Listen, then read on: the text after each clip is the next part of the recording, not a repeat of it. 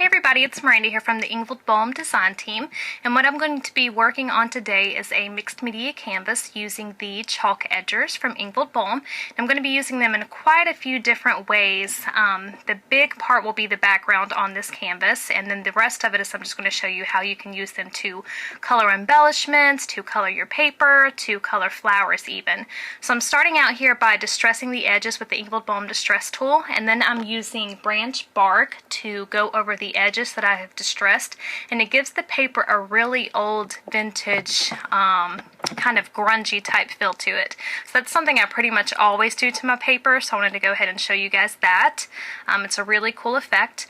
Now what I'm doing is I'm taking some Mod Podge and I'm adhering this to my canvas, and if you're wondering, I am using the Prima Engraver line.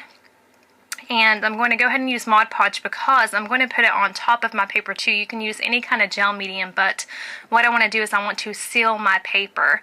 When you seal your paper with Mod Podge or a gel medium, it allows those chalk edgers to move freely and blend together much better on top of it than if you just left the paper alone, because it will absorb into it a lot more. So if you just lay a layer of this down, you can really glide your chalk edgers around there and get them to blend together really nicely. So what I'm doing is I'm taking them off to the side there, and I am blotting the chalk edger directly onto my glass table. And then from there I'm spraying it with a tiny amount of water. You can add as much water or as little water as you want to make them as dark or light as you want. And then from that point I just take my paintbrush and I mix them together. And I just go on there and paint all the way around on my paper, just any random pattern you want. I just want them all to blend together really nicely. So I'm not doing it in any particular fashion or order, just randomly using them. So like I said, that's the Teal Damask one, and you can really build up the color. If you're afraid of color and you want to start out light, you can definitely do that, and then just build it up as you go. So that one I did a little bit lighter, but I do go in and darken it up. But you can definitely control how much water you add to it to get different effects. And then you can even just put them directly onto the paper and it will blend together really nicely too. There is the Hydrangea chalk edger, and I'm doing the same thing, just blotting it directly onto my glass table and then spraying it with water. If you don't have a glass table, of course, any kind of non-stick craft mat would work, or even if you don't even have that, just grab like a plate from your kitchen. Anything that's non-porous will work great for this technique. So I'm heat setting it every time I'm done. They dry pretty quickly on there like that, but I'm just going to go ahead and heat set it. So that's what it looks like so far. Now I'm going to add a few more colors in there, and I apologize for getting off frame a little bit, y'all, but there I'm just doing the same thing, and I'm using the Lime Pie chalk edger. You don't even have to wash your brush in between colors, because if anything it just blends them together a little bit more. So I'm never washing my brush, I'm just wiping off the excess color and then picking up the next one. So like I said, that is the Lime Pie one. And that pretty much covers all of it. I'm going to go back in now with a little bit of the Pastel Brown chalk edger just to kind of fill in any gaps that I have. But like I said, it's a little lighter there than what I end up having it be. I do go in a little bit more and darken up a few of those colors. But just play around, and the less water you add, like I said, the darker it will be, and you can come up with some really awesome watercolor type effects on your canvases or any mixed media project. So that's what it looks like when I'm done. As you can see, it's much darker there. And now you'll see me off to the side a little bit. I'm sorry, I'm off frame a little bit, but I'm using that Teal Damask one again, and I have blotted it down probably like 5 or 6 times onto my glass table. And now I'm taking a little bit of gesso, and I just took like literally a paintbrush swipe full, and I'm just mixing it in with that Teal Damask chalk edger, and it makes the most pretty paint color. It's like a very shabby, light blue color, so it's not exactly as dark as the Teal Damask edger itself, and it's not white. It's an in-between color, and it's really, really pretty. You can mix these chalk edgers with any medium, doing the same technique, just blotting them on your craft mat or glass table and just mixing the medium up in them.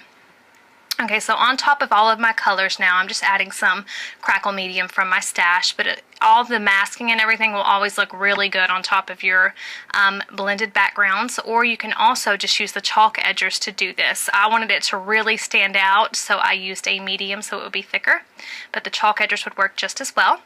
And now I'm going to use them to color up my chipboard elements. I'm using the pastel brown here and the dry sand one. I'm going to use them both to color this chipboard clock piece to go on my canvas.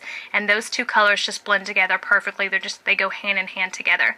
And now I'm using the knotted wood to go around my edges. And the beauty of this tapered tip is you can really get into little areas that most ink pads won't let you do. So it's really great that these have such a small tip to them. Prima flour that's white, and I'm just pouncing my chalk edger on top of it, not being careful by any means. I'm going to spray it with water and it blends all of that outward, but it keeps those edges that I initially hit darker, which gives it a really pretty two-tone effect.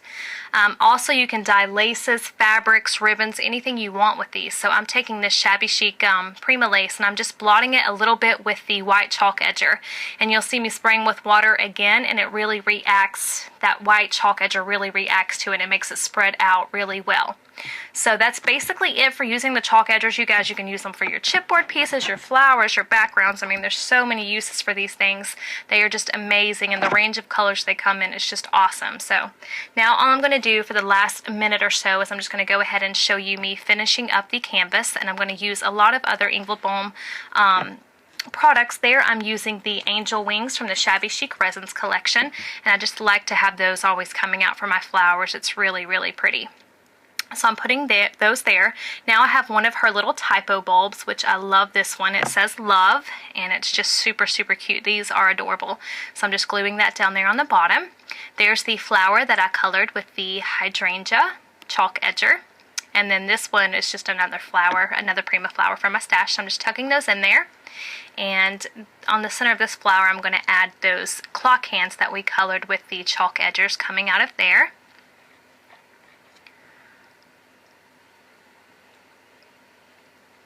And just going to tuck one more little flower down in there, keeping with the same color family that I used on my background with the chalk edgers.